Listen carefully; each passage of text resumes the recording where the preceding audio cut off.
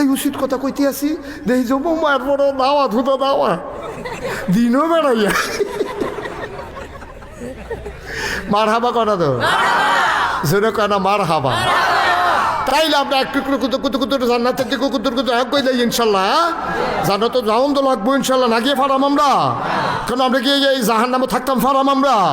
তো যেহেতু জান্নাত হয়ে যাওন লাগবো আর হুদুদি জাকাত বইয়ে বই আলাফের দরকার নেই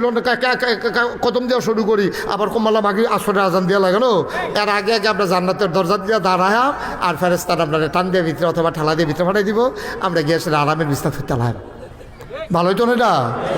সবাই কোন মার হাবা তাইলে যারা জান্নাত গেছে কেমনে গেছে তার আর কলজার ভিতরে একজনের ভয় ছিল। এটা আবার কোরআন শরীফও 21 পাড়ায় সর্বশেষ সূরা আহজাব যেটার ভিতরে 73টা আয়াত 9টা রুকু আল্লাহ কয় খেয়াল করেন আমরা কোরআনে ঢুকতে আসি এখন